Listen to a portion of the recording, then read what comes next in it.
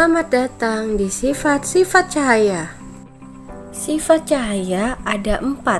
Yang pertama, cahaya dapat merambat lurus. Yang kedua, cahaya dapat menembus benda bening. Yang ketiga, cahaya dapat dibiaskan. Yang keempat, cahaya dapat dipantulkan. Yang pertama, cahaya dapat merambat lurus.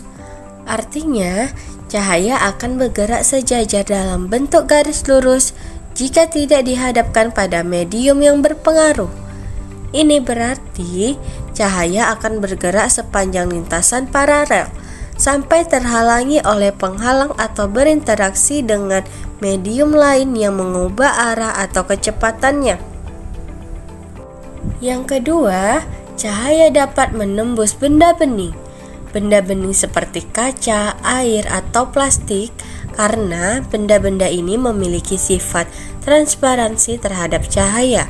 Ketika cahaya melewati benda bening, tidak terjadi hamburan atau perubahan arah yang signifikan, sehingga cahaya dapat melanjutkan perjalanannya tanpa banyak gangguan.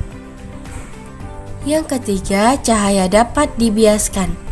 Artinya, cahaya akan mengalami perubahan arah ketika melewati batas antara dua media.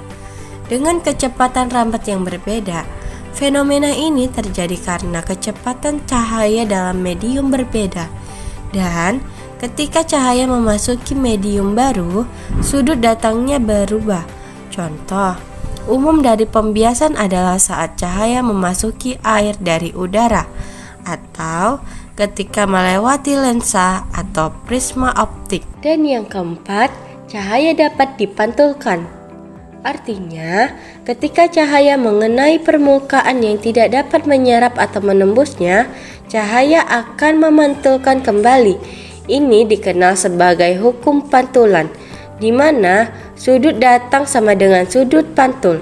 Contoh umum dari pantulan adalah saat cahaya terkena cermin atau permukaan logam yang menghasilkan bayangan atau gambar refleksi.